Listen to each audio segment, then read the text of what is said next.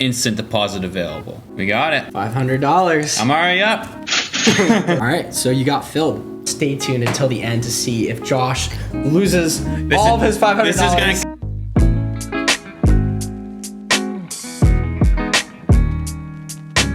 What is up, team, and welcome back to another episode. This is a fun one.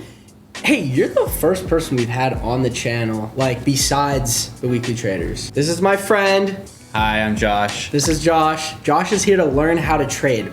We're gonna make an example of Josh. We're gonna try to show you guys what most people will do when it comes to beginning to either invest or try to learn how to trade in the stock market. And that is more than likely opening up a Robinhood account and depositing $500, which he just did. That's what I just did. So what's your experience level? So I've put like a decent amount of money into crypto. I did some research, but I'm down like 80% currently. Okay.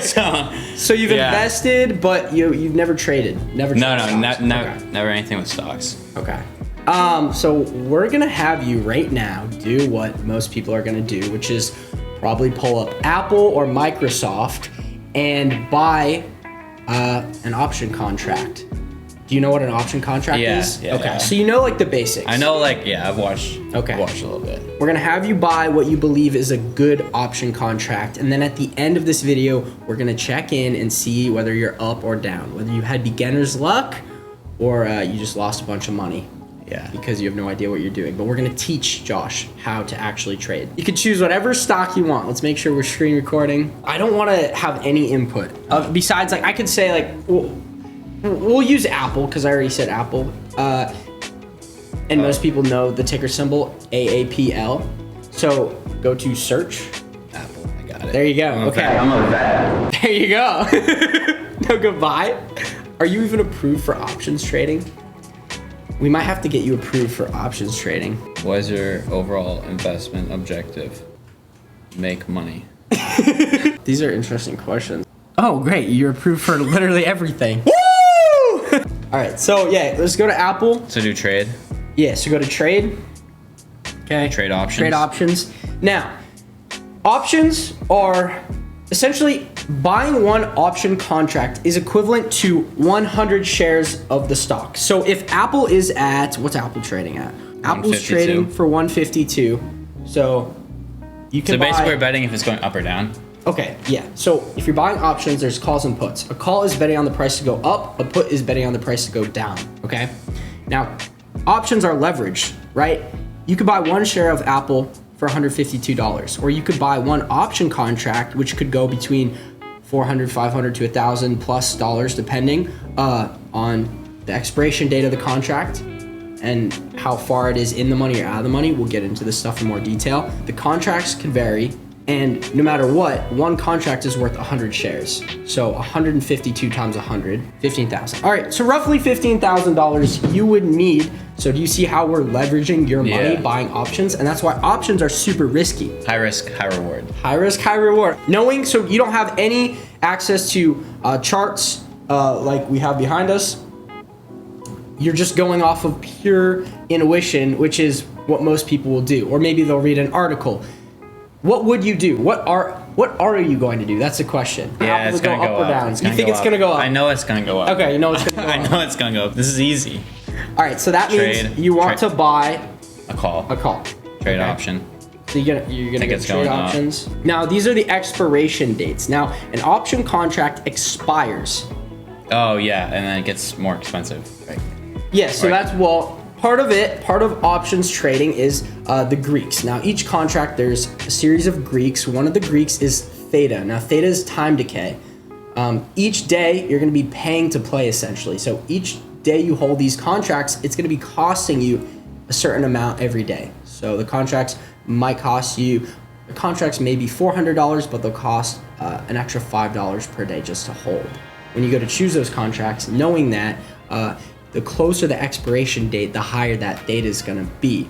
So the more you're gonna have to pay each day to hold these contracts, the closer the expiration date.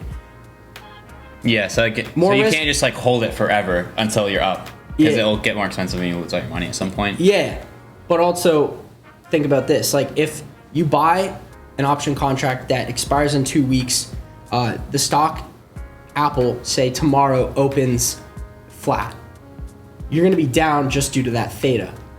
If it's a call and it opens in the red, you're going to be down that amount, whatever it may be, plus the theta. But we're not going to be holding this overnight. We're just holding this till the end of this episode. So I'm not going to say anything else. I'm going to let you choose the contract. So what do I just do? So choose a date first. Now we're buying a call. I'm not even going to say anything else. I'm just going to let you choose which one.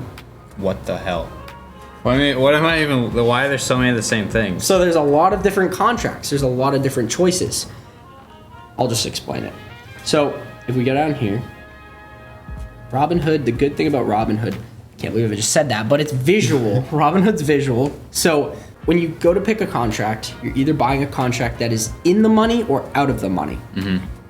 Now with a call, an in the money contract is going to be anything below the current share price. So the share price right now is $152. Anything below that is going to be in the money. So these contracts are in the money. They intrinsically hold more value because they're in the money. Now, anything above the current share price is out of the money. See how these contracts are a whole lot less than these? Yeah. Now here's another thing. Option contracts, they're written out like this. So 0.57. That is not 57 cents, that's $57. So more risk, more reward. So I just choose one and buy it. Let me just say, the riskier contracts are out of the money. The safer contracts are in the money. The riskier ones, you could make exponentially more, right? Because they're riskier, because they're further out of the money. You're betting on Apple to go up that much more past where it is currently trading. So you're just gonna click on one to buy it once you decide. I'll let you decide. So I just hit the plus sign. You could go all the way up. Yeah, you could go all the way up. You could go super risky. You could go way down, way in the money. Yeah, you just hit the contract and choose how many. So you're gonna buy up your whole portfolio worth. Yeah. This is something that most beginners will do that you don't want to do. There's a position sizing rule. It's a rule of thumb. It's don't buy more than 5% of your portfolio on a single position. And I'm doing 100%. 100%. Yep. And that is because mathematically it is almost impossible to blow up a portfolio, your portfolio, if you're only putting 5% on each position size. Whereas if you're putting 100% on one position, you could lose all your money, right? If you're wrong. So what are you buying? This one, $160 call. Okay, you're buying. No, I'm not. You did not look very confident in that. So they expire on the 22nd. That's this Friday. Oh well, we want one that expires today. So you can't. So depending on the stock, some have weekly expirations. Some are bi-weekly. Some only have monthlies. Apple only has, I think. Okay, then weeklies. I'll do this one. July 22nd, July 29th, August 5th, August 12th. They only have weeklies. So this is the most risky one you could buy that expires Friday. There's none that expire today. Like it would be the next day. Okay, then I'm gonna. Okay. Those are only what? Those are only $58 a contract. So you could buy a whole bunch of those, but they're gonna be more risky, right? That clicks off. I'm trying not to help you because most people won't have this any help. Okay, now, you're buying these contracts. Okay, the Apple $155 call, it expires 7/22. Quick review. So swipe up to submit. Yep. Sorry, my TikTok likes are coming up. All right, so you got filled on those contracts. So you've got 8 contracts. No, I'm not really. You got crazy notifications going off. Where do I see if I'm up? So you're up $8. Selling. So you're up $8. We're gonna put this phone away, and then after we jump on our computers, we go over some more advanced trading. So I can just turn it up. Oh, now you're even. Stay tuned until the end to see if Josh loses all of his $500. There's no gas fees on trading though, which is lit. Yeah, no, there's no gas fees. This is exhilarating. All right, so we kind of went over the basics as far as options, how options work, but let's go back to the biggest issue here, which is you didn't have any way to figure out what direction Apple was actually headed, okay? You're just solely taking that trade based off intuition, based off guessing, right? Essentially. Yeah. So when it comes to trading, there's so many different strategies out there, different methods, and it's all about narrowing in on one that works for you. Now, what works for me might not work for you.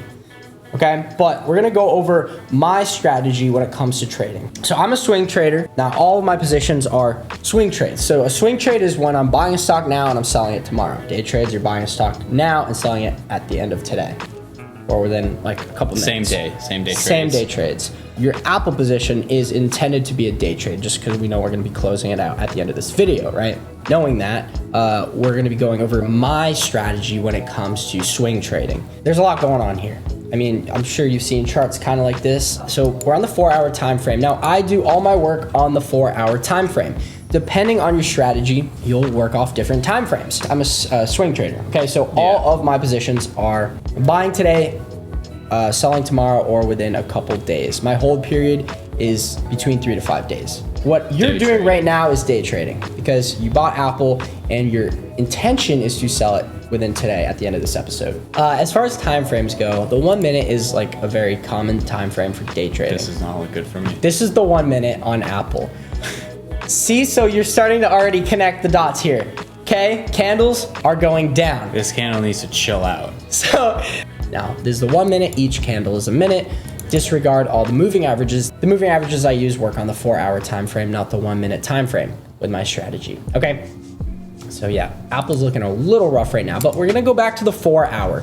Now, when it comes to my style, like I said, I'm a swing trader, and what I'm doing is I'm trying to narrow in on patterns within charts. So we can see a very clear pattern on APTV is this pattern of lower highs. So you can see the chart is making a lower high, and the chart is also, when I say the chart, I mean just candlesticks are trading below that 180-day SMA. So the overall trend is bearish. Now, knowing that, what I do is I use a series of setups, okay? Different setups to find trades within this pattern or trend. Now, one of my setups I call the golden setup, which I will show you right now. I was looking at this stock earlier I mentioned in pre-market inside the mentorship group. I brought up AZPN, okay? So AZPN, you can see charts moving from the bottom left to the top right. It's bullish. Overall trend is bullish. All right, the pattern that is developing, okay, is, well, a clear push from the lows at 135.48 into this high at 210.60. Since then, we have pulled back. We can see how much. You can see it's 14.72%, so roughly 15%. So we're trading 15% off of those highs. We have pulled back to this green line, the 180-day SMA. We're trying to identify a clear pattern in the past, and using that knowledge that the 180-day SMA is acting as a support level, has acted as a support level in the past, we can go ahead and assume that this pattern is going to continue to develop. So we, right now, knowing this, are going to be looking for a bounce off this 180-day SMA. You can see we've already formed a couple candles holding above. Now, each candle is 4 hours, a couple candles holding above this level. Now, just so you know, the black spaces here, that's a day.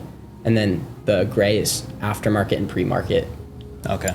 So you could see right now, today, 2 candles formed, holding above the 180-day SMA. You can see the 15-day EMA. We're currently trading on the 15-day EMA, and the 50-day SMA is overhead. The 180-day is going to act as either the strongest support or resistance level.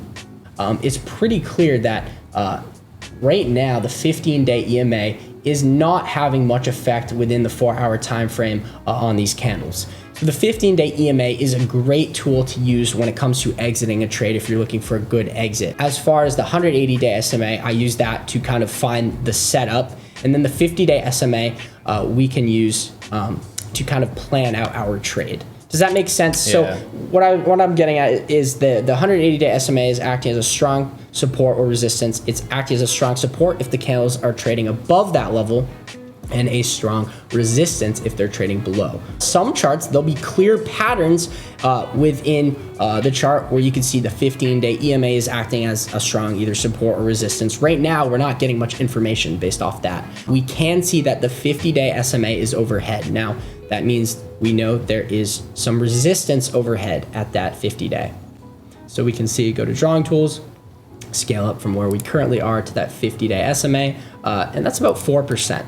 So we know there's a little resistance overhead, but the two ways that I will plan out a trade is looking at the chart and finding a clear support or resistance within the chart. Now that is looking at candles, and you can, AZPN is a great example. If I find another chart, and let's say CRM, you can see we're currently trading here at 182.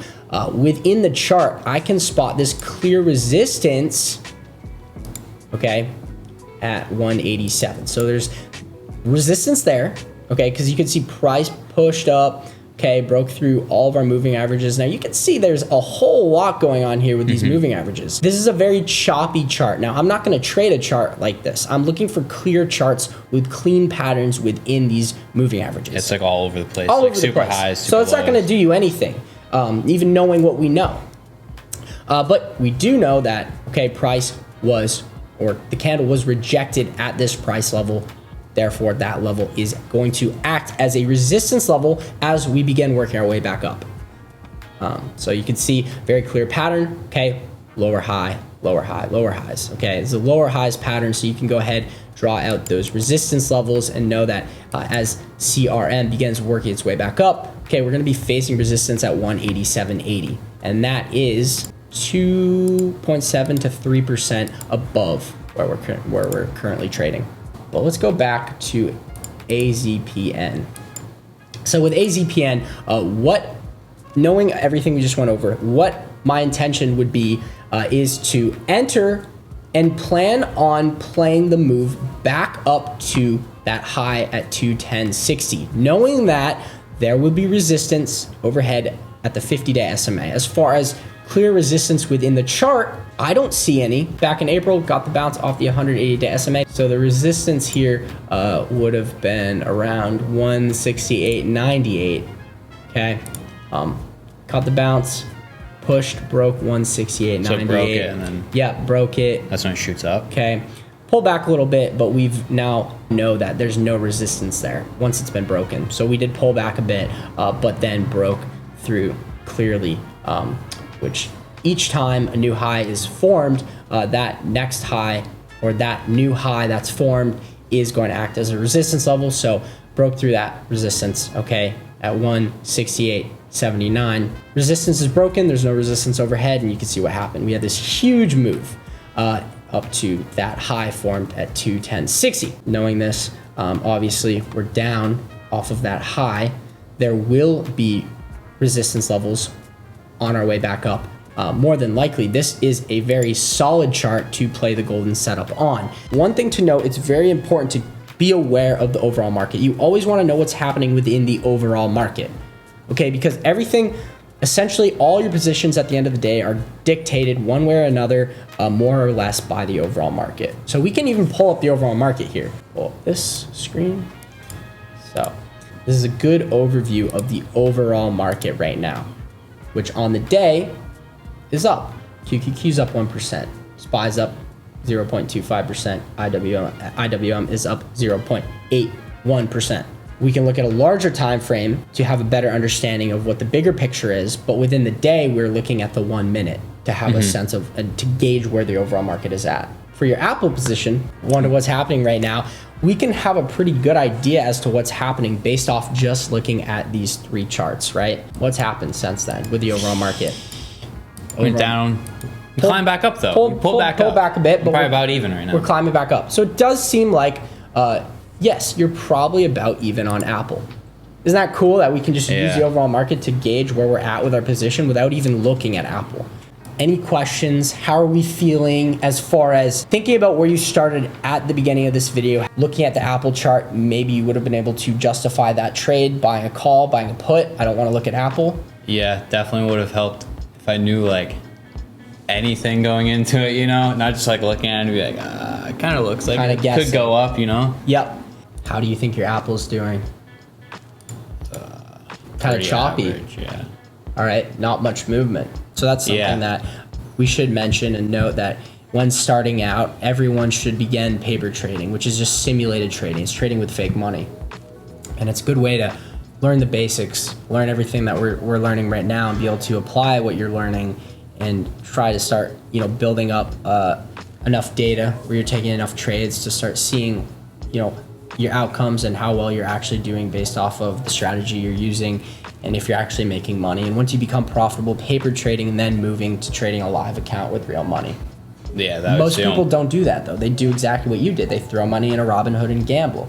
All right, look at the market. Market is pushing. Look at it. So ticks are really So good at this whole moving. trading thing, huh? Market, boom, pushing. You might have some nice beginner's luck on this Apple trade. How are you feeling? Feeling Good? good. Yeah, way better than I did when I started. I mean, I didn't even know how to put money into my Robinhood account, so we're like steady increasing my knowledge of trading. Do a little plug here.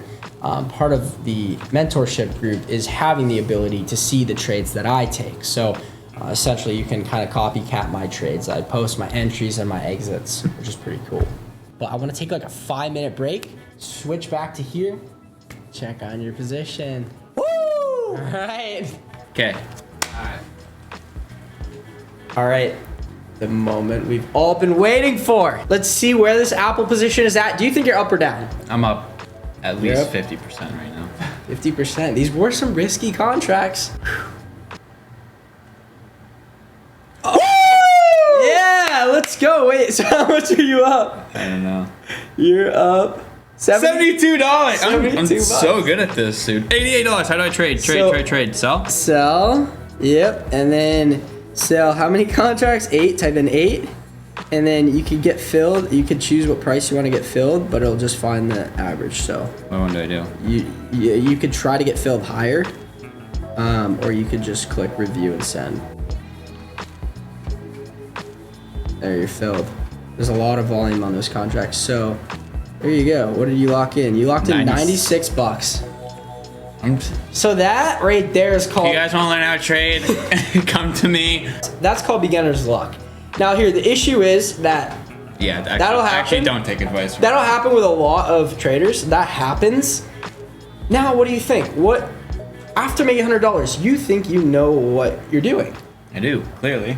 So that's No, the issue. I'm just kidding, guys. Beginner's luck is a problem, and I actually never had that beginner's luck. I had kind of the opposite, which I feel like it's better. If you had just lost money mentally, that would be better. Yeah, because if I lost, I'd be like, okay, I have to learn. But now, You think you know I'm what like, you're doing. I think I know what I'm doing. So, I mean, it's great. Clearly, you know, I made, will- yeah. made a little money. It's $100 in what, an hour. yeah, Like it's a pretty good hourly pretty good. rate. No, but so imagine if just guessing you made $100. Imagine what you can make if you actually learn how to trade. First link is in the description. Click that link, sign up. Anyway, I hope you guys did enjoy this video. That was awesome. Thank you for coming on, Josh. Thanks for having me. Let's do a part 2. Let's do a part 2. I'll make $1,000 next time. All right, that sounds good. All right, guys, subscribe, like, comment, all that fun stuff if you enjoyed weekly episodes. And we shoot a podcast every week. So check out the podcast, subscribe to the channel. First link in the description if you want to learn how to trade just like Josh did. Boom. Thanks, All right. man. See you in next week's video. Later.